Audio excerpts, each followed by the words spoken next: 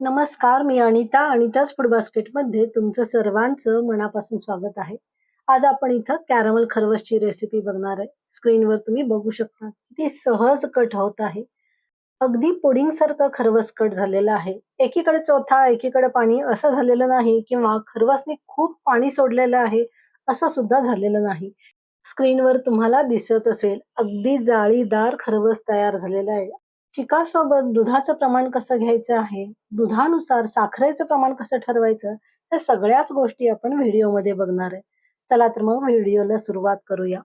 1 cup साधं निरसं दूध घेतलेलं आहे. तापवलेलं असू दे किंवा न तापवलेलं असू दे, दूध रूम टेम्परेचरचं पाहिजे. इथं माझ्याकडं म्हैशीचा पहिल्या दिवशीचा चीक आहे. 1 कप चिकासाठी 1 कप साधं दूध.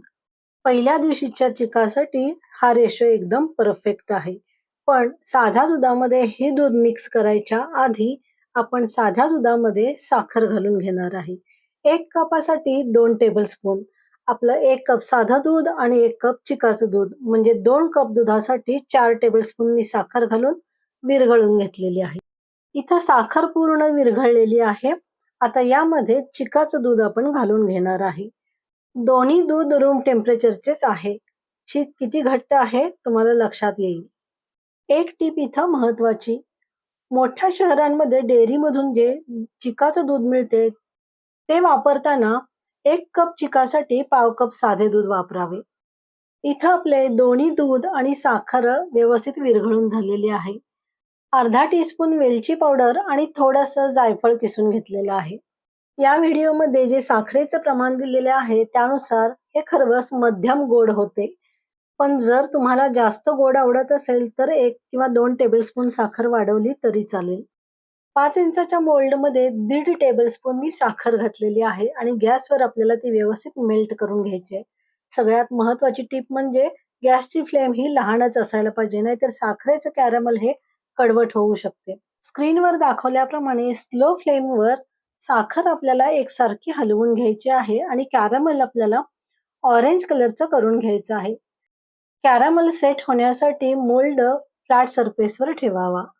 5 मिनिटात फ्रीजमध्ये सुद्धा सेट होते. रूम टेम्परेचरला 10 ते 15 मिनिटात कॅरमल सेट होते. पूर्ण कॅरमल सेट झाल्याशिवाय दूध ओतायचं नाही. इथं कॅरमल व्यवस्थित सेट झालेलं आहे. त्यामध्ये चिकाचं दूध घातलेलं आहे आणि वरून केशरच्या 5-6 काड्या घातलेल्या आहेत. कढईमध्ये पाणी गरम करून मोल्ड स्क्रीनवर दाखवल्याप्रमाणे वाफवायला ठेवलेलं आहे. 15 मिनिटांनी व्यवस्थित वाफून झाल्यावर आपल्याला हेच खरवस तुम्ही कुकरची शिट्टी काढून कुकरमध्ये सुद्धा करू शकता. इथं लाईट गेलेली आहे. प्लेटवरचे पाणी बाजूला काढून टाकावे. 15 मिनिटात खरवस तयार होतेच, पण तरी सुद्धा हात जरासा लावून बघावा किंवा सुरी टाकून बघावी. सुरी क्लीन आली की आपला खरवस तयार झालेला आहे किंवा हाताला नाही चिकटलं तर आपला खरवस तयार आहे असं समजायचं. स्क्रीनवर बघू शकता अगदी जेलीसारखा थुलथुलीत खरवस आपला तयार झालेला आहे आणि ही परफेक्ट खूण आहे. 3 ते 4 तासासाठी खरवस मी फ्रीजमध्ये सेट करायला ठेवला होता. आता डिमोल्ड करताना मग सगळ्यात महत्वाची गोष्ट. हा खरवस सहजरित्या आपला नेहमीचा डिमोल्ड होतो तसा होत नाही. तर यासाठी नाईफनी बाजू सोडवून घ्यायची. अगदी स्लो फ्लेमवर 5 सेकंदासाठी मोल्ड ठेवायचा आहे आणि नंतर मोल्ड डिमोल्ड करायचा आहे. आणि तुम्ही स्क्रीनवर बघू शकता हा खरवस सहज डिमोल्ड होतो. अगदी अचूक प्रमाणासहित गुळाच्या खरवसची रेसिपी पण मी शेअर केलेली आहे. हा खरवस मी तुम्हाला जवळून दाखवते. म्हणजे याची जी जाळी पडलेली आहे ती तुमच्या लक्षात येईल आणि स्क्रीनवर तुम्ही बघू शकता. अमेझिंग!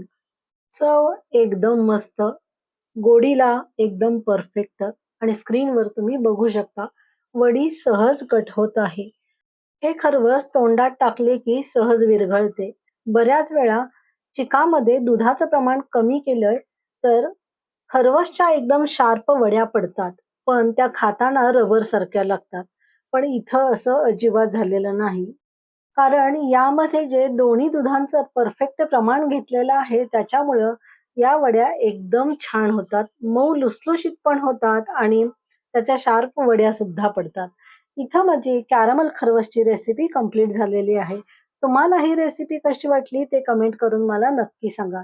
परत लवकरच भेटूया अशाच एका हमखास आणि युनिक रेसिपी सोबत. तोपर्यंत धन्यवाद.